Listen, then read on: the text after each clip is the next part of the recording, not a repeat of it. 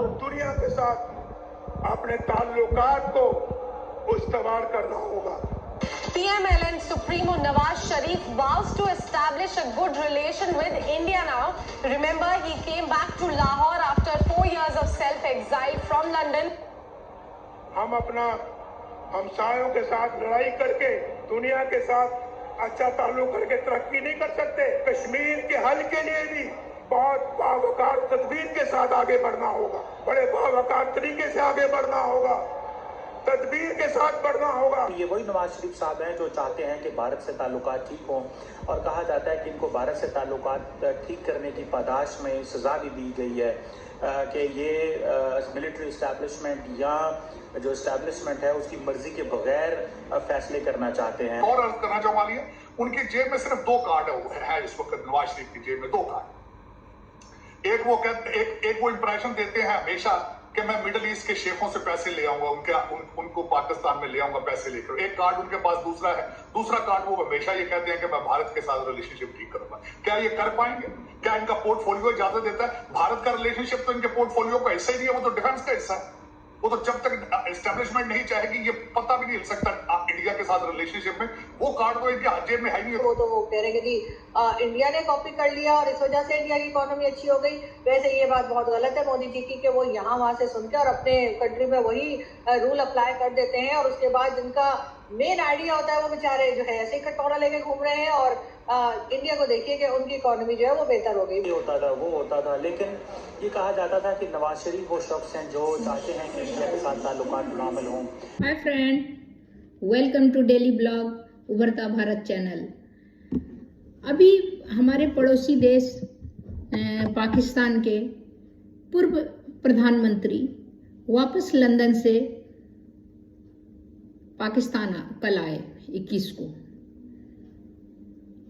वो 4 बार प्रधानमंत्री रह चुके हैं पाकिस्तान में, और उन पर तोसा खाना का घोटाला के मामले में केस चल रहा था। उस दौरान वो जेल भी गए थे। उन्होंने कहा, जेल में रहते हुए मैंने माँ और अपनी पत्नी को खोया। फिर जेल में ही उनकी तबीयत बिगड़ गई, उन्हें इलाज के लिए यूके जाना पड़ा। तो इतने 4 साल लंबे अंतराल के बाद उनको वापस वो पाकिस्तान की धरती आए, और उन्होंने कहा कि पाकिस्तान से जाना मुझे बिल्कुल अच्छा नहीं लगता है, लेकिन अब पाकिस्तान की स्थिति इतनी चरमरा गई है कि अब वो कुछ करना चाहते हैं पाकिस्तान से के लिए, इसीलिए वो वापस पाकिस्तान आए। तो अभी देखिए उनका खुद वो क्या बोल रहे हैं कि पाकिस्तान का स्थिति चरमराती हुई स्थिति का क्या कारण है कि ये स्थिति पाकिस्तान इकोनॉमी इतना वीक हो गया है कि बाहर के कंट्री से, दूसरे देश से पैसा मांगना पड़ता है यहाँ जीविका यापन करने के लिए, यहाँ के आम जनता का। तो उन सुनिए बात की कि ये जो इंडिया से ताल्लुकात की या दुनिया से ताल्लुकात की जो उन्होंने बात की कि ये अब तरक्की नहीं कर सकते जब तक कि इनसे ताल्लुकात अच्छे नहीं होंगे।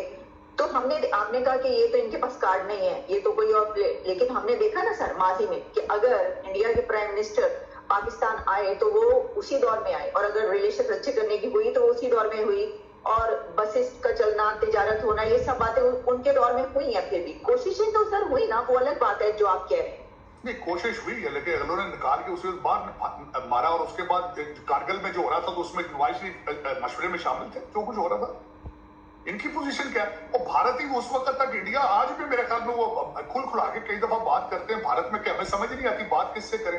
हालांकि अब तो उन्हें पता चल चुका है, इतना अरसा हो गया कि इसे डिफेंस स्टेट है, इससे किससे बात करनी है, लेकिन वो दूसरी पार्टी हमारी वो कंफ्यूज नर्वस सी रहती है। लेकिन क्या ये किसने करना है ठीक, मुझे वो समझ नहीं आ रही बिल्कुल। मैं जब एक तो मैं तो साहिब साहब, आपको ऐसा नहीं लगता कि अब नवाज शरीफ जो कि अगले वजीर आजम बनने जा रहे हैं वो आएंगे तो हमारे ताल्लुकात हमारे हमसाया मुल्कों से बेहतर होंगे? मुझे ऐसा लग रहा है, आपको ऐसा नहीं लग रहा? उसमें 2 सिग्नल, इंडिया से ताल्लुकात अच्छे होंगे। उसमें 2 सिग्नल जा रहे हैं। 2 सिग्नल ये जा रहे हैं कि हो सकता है कि हमारे जो फैसले करने वाले हैं उन्होंने माइंड चेंज कर लिया हो, इनको आगे सामने फ्रंट पर आके रिलेशनशिप बेहतर करने की कोशिश की जा रही हो। एक तो इशारा ये है, वरना नवाज शरीफ साहब का इनके पे ग्रेड से ज्यादा है भारत के साथ रिलेशनशिप। नहीं करना। मेरी ओपिनियन में उसकी वजह ये है कि किसी भी जो कि पाकिस्तान के अंदर एक सिस्टम हाइब्रिड सिस्टम है, हाइब्रिड। तो ये जो लोग सियासतदान पहले उसी हाइब्रिड सिस्टम को एक्सेप्ट कर लेते हैं, फिर जब इनको निकाला जाता है कहते हैं हमारे पास तो पावर ही नहीं थी। लेकिन ये वही नवाज शरीफ साहब हैं जो चाहते हैं कि भारत से ताल्लुकात ठीक हों, और कहा जाता है कि इनको भारत से ताल्लुकात ठीक करने की पादाश में सज़ा भी दी गई है कि ये मिलिट्री इस्टेब्लिशमेंट या जो इस्टेब्लिशमेंट है उसकी मर्जी के बगैर फैसले करना चाहते हैं। और इंडिया की जो लीडरशिप है वो ये कहती है कि हम सिर्फ और सिर्फ पाकिस्तान की सियासी लीडरशिप से बात करेंगे। अब ये थोड़ा सा इम्पॉर्टेंट है। मैं ये बताता चलूँ कि जो पिछले अगर नवाज शरीफ साहब की हिस्ट्री उठाई जाए तो पहली बात तो ये है कि जैसे मैंने शुरू में कहा था कि ये मिलिट्री की मर्जी से पॉलिटिक्स में आए। जब पॉलिटिक्स में आए ये वज़ीर आला बने, फिर ये वज़ीर आज़म बने, इनको फिर हटा दिया गया। लेकिन मिलिट्री इस्टेब्लिशमेंट का ये हमेशा से मौक़िफ़ रहा है कि ठीक है नवाज शरीफ को आए वो करें सारा कुछ, लेकिन मिलिट्री अपना एक मौक़िफ़ रखती है। मिलिट्री कहती है कि हमारे पास इंडिया को डील करने के लिए इंस्टीट्यूशनल मेमोरी है और सियासतदानों के पास नहीं है। ये लफ्ज़ बेसिकली है जो लफ्ज़ है इंस्टीट्यूशनल मेमोरी है, इमरान खान को बताया गया था और उनको पॉइंट किया गया था। लेकिन जब देखिए हमें इम्पोर्टेंट चीज़ हमें समझने वाली है वो ये है कि अगर इमरान खान साहब जो हैं वो जब वज़ीर आज़म बने और उन्होंने नवाज शरीफ को गद्दार कहा, मोदी को यार कहा, गद्दार कहा, फिर वही इमरान खान मोदी साहब से बात करना चाहते थे, लेकिन भारत ने उस वक्त सर्जिकल स्ट्राइक भी कर ली, कश्मीर का स्टेटस भी बदल दिया। और फिर हुआ कि इमरान खान पर्सनली ऑफेंड हो गए और उन्होंने मोदी के खिलाफ जो है वो उसको फैशिस्ट और जो है कहा जी ये तो नाज़ी जर्मनी जैसा है और ये ऐसे है वैसे है, जिससे इंडिया सारी बात में बड़ा गुस्से होता था हमेशा और कहता था कि ये ऐसे क्यों जो है वो कह रहे हैं। लेकिन फिर एक वक्त है कि इमरान खान ने इतनी टफ लाइन लेनी शुरू कर दी इंडिया के ऊपर कि मिलिट्री इस्टेब्लिशमेंट ने भी ये महसूस किया कि ये जो शख्स है ये हमारे इंडिया से ताल्लुकात नॉर्मल करने में रुकावट है। हालांकि हमें तो इमरान खान चाहिए था ताकि वो वो बोलते हैं ना कि वो जलसा करेंगे बहुत बड़ा कल उधर लाहौर में मीनार पाकिस्तान के ऊपर। सो अब हमें इस चीज़ को देखना है कि क्या ये फॉरेन पॉलिसी डायमेंशन तो मौजूद है, लेकिन जाहिर बात है जो फॉरेन पॉलिसी होती है that is an extension of the domestic policy. So domestic policy में ये है नवाज शरीफ साहब की पहली बात यह है कि इमरान खान जेल में। नवाज शरीफ का कहना है कि पड़ोसी देश से अच्छा रिश्ता हमेशा रखना चाहिए। पहले भी मैं दिखा चुकी थी कि उनका एक मैंने क्लिपिंग देखा, उनका भाषण देखा कि हमारे पड़ोसी देश भारत चांद पे जा रहा है और हम यहाँ पर दाने दाने के लिए तरस रहे हैं, क्या कारण है। तो उसी तरह वो सबसे पहले आते ही उनका यही एक बयान था कि हमारे नेबरिंग कंट्री भारत से हम अच्छे रिश्ते अच्छे ताल्लुकात बनाएंगे, जिससे कि भारत की तरक्की के बाद हमारी भी तरक्की हो सकती है। नहीं तो आइसोलेट होने पर, हम बिल्कुल अलग थलग होने पर दुनिया से तो जिंदा नहीं रह सकते, हम जी नहीं सकते। हमें दुनिया के ही रफ्तार में, उन्नति के रफ्तार में ही जीना पड़ेगा। तो उसके लिए सबसे पहले है कि ये मार धाड़ सारा बंद करके सही रिश्ते सुधारने की जरूरत है। सबसे पहले हम नेबर में, पड़ोस में रिश्ते सुधारेंगे। अगर पड़ोस में तरक्की हो रहा है तो क्या कारण है मेरे देश में दाने दाने के लिए तरस रहे हैं? कारण है कि हमारा सही रास्ता नहीं है, हमारा सही डायरेक्शन नहीं है हमारे कंट्री का।